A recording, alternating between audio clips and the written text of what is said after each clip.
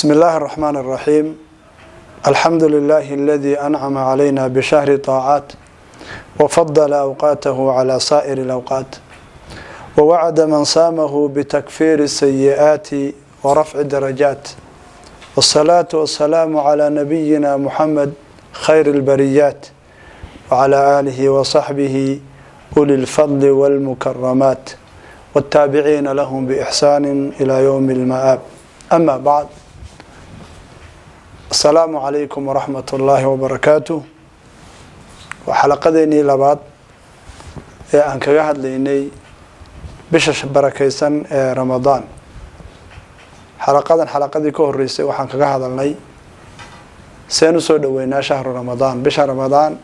سينو سود وينا محاسك سود ويننا ما أنت وحن اسفرنا وحلقتنا لبعض أن قنيسة عدين عن عدينينو أما برد لأسبريو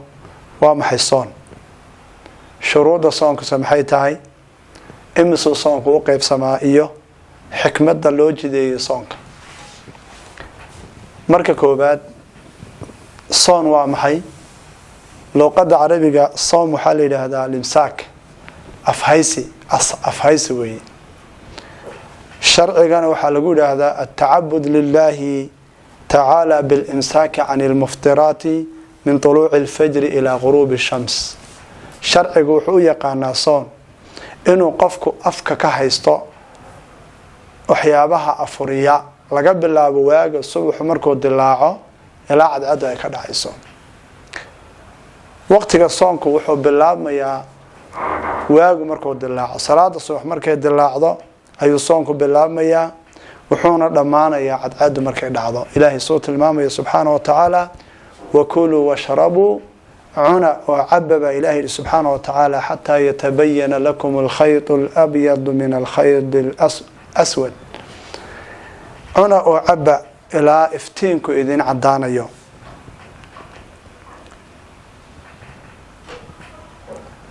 النبي صلى الله عليه وسلم حديث صحيح وحليه إذا أقبل الليل منها هنا هبينكم مركو هلكا كي مادو وأدبر النهار منها هنا معلنتنا حقا أدبت يدسو وغربت الشمس عدعادنا أي دعضو فقد أفطر الصائم كي صامنا أو أفرين حديث كاسي ومتفق عليه وي صومكو وواجب كتابك إلهي هي سنة النبي عليه الصلاة والسلام هي إجماع علماء ونكسو جنيهي وانا ركنك أفراد أركان إسلامك يا أيها الذين آمنوا كتب عليكم الصيام كما كتب على الذين من قبلكم لعلكم تتقون. إلهي وحوت المام يا سبحانه وتعالى مؤمنين تا إنسانك لغو واجبيي أمديه كهرين لغو واجبيي. رسولك عليه الصلاة والسلام مركو تلمامي تيرش إسلامك كتاقين يعني شان شيء بكدقين وحاكمدها صوم رمضان. انت وحانك قبحيا صون محل هذا محوسيه وواجب. شروط الصوم شروط صونك معناها صونك شروط وكو أنصحيه كو شروط الوجوب الصوم شروط الصوم كو واجبيه قفك كو واجبيه صونك شروط لا ربا محيتها كو الإسلام وأنه مسلم يعني قفك دين الإسلام كو قاته فلا يجب الصوم على الكافر قال صومكو واجب مايو ولا يصح منه كان أنصح مايو هدي صومه وإذا أسلم فلا يجب عليه قضاء ما فاته. نينك قال كادو صوم مسلمنا انت او قال كا صومكي سو دافاي سو قلال اورن مايو halkan waa looga bilaabi marka koow shardiga koowada maxay waa inuu qofku muslim yahay. shardiga labaad albuluq qaangaad فالصغير الذي لم يبلغ لا يجب عليه صوم ilmaha yareen qaangaadin soonku ma waajibayo isagana. hadalkii nabiga عليه الصلاة والسلام baa u daliilo wuxuu nabigu tilmaamay عليه الصلاة والسلام رفع القلم عن ثلاثة صدح dadka ah waa laga kor qaaday waxba laga ma qorayo عن النائم حتى يستيقظ qof hurda ilaa uu tooso wuxuu ku hadla iyo wuxuu sameeyo laga ma qorayo وعن السبي حتى يبلغ ilmaha yar ilaa uu ka qaangaarayo وعن المجنون حتى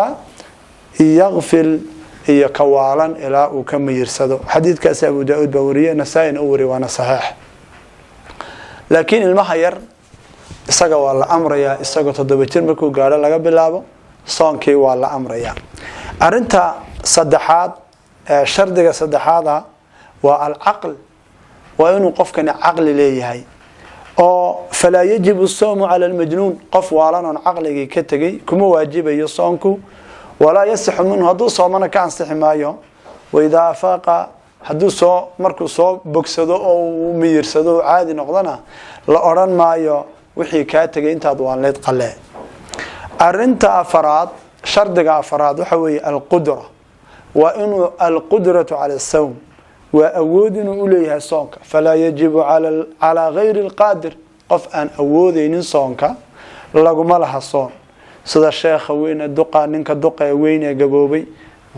islaanta gabowday kuma waajibay iyagana markaas arinta shanaad at-taharatu min al-hayd wal-nifas gabadhi waa inay dhiigi caadada iyo dhiigi dhalmada ay ka tahay taahir ku waajibi maayo gabadha xaydada xayd kale iyo gabadha dhiiga dhalmada leh kumana waajib kuma aha soonku kana ansixi maayo haday soonto way saqaleynayaan iyagu markaas shanta shardi marka qofka laga helo ayuu soonkii ku waajibaya arinta afraad waxa weey aqsaamu sawm qaybaha soonka imsoo qaybsamaa yanqasimu as-sawmu ila sawm waajib soon waajib iyo soon sunna iyo soon sharcigu u diiday saddexaas baa loo qaybiyaa soonka waajibka waa soonka ramadaan oo kale soonka nadarka oo kale iyo wixii la halmaana kafaarada iyo qadaha soonka labaad ee sunnaha waa soonka maalinta carafo cashuura isniinta iyo khamiista saddex bishiiba saddex cisho kaasina waa soon sunna soonka la isku diidayna waa sida soonka ciidaha oo kale labada ciidood in la soomo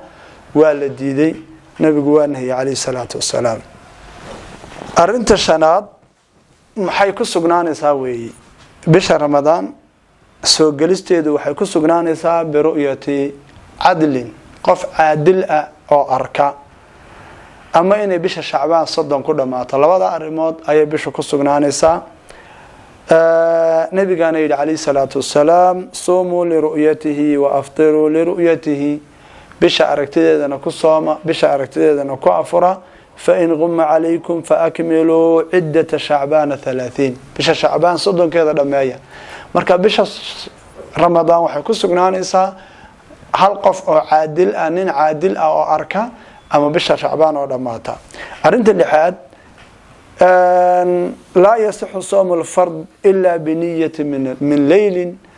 soonku ansixi maayo illa habeenkii in la niyoodo mooyaane hadalkii nabigaana daliilu sallallahu alayhi wasallam ma lam yubayyit as-siyam min al-layl fala siyama lahu qofka aan habeenkii bariinin niyada soonka ma ansaxayo marka habeenkii inaad laga bilaabo cadceed markay dhacdeed afarato kadib waad isku niyoon kartaa shaay kadib niyoon kartaa ilaa suxuurta ilaa subaxanta ka horeysa xilliga aad niyootoba waa inaad niyooto soonka sunnaha laakiin shardi ma in habeenkii la niyoodo maalintii la niyoon karaa arinta toddobaad waxa weey soonka xikmada fara badan ayaa loo jideeyay waxa ugu muhiimsan waxa weey in uu adoonku xaqiijiyo oo uu adoonku gaaro cabsida Ilaahay subhanahu wa ta'ala la'allakum tattaqun sida Ilaahay u dabadhiga subhanahu wa ta'ala waxa kale kamid ah xikamka soonka inuu ogaado qofka qaniga nicmada Ilaahay uu siiyay subhanahu wa ta'ala ee cunidii cabida Ilaahayna ugu mahadnaqo oo Ilaahay ku shukriyo oo xasuusto walaalkiisa faqiirka ee muslimka deetana uu caawiyo waxa kale kamid ah xikmadaha muhiimka la muujinayo midnimada muslimiinta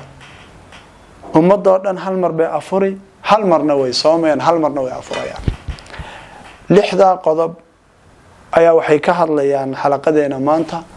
Ilaahay subhanahu wa ta'ala waxaan weydiisanayaa aniga iyo idinkaba inuu dambigeena dhaafo soonkana Ilaahay subhanahu wa ta'ala oo inoo waafajiyo in gaarsiiyo in waafajiyo hadana inaga aqbalo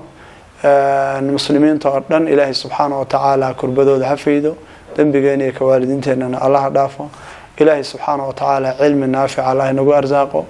عد والبا كقيب قادتا إن خيرك أمد قارسي سنة إلهي خيرها كسيو. هذا وبالله توفيق. صلى الله وسلم على محمد وعلى آله وصحبه أجمعين.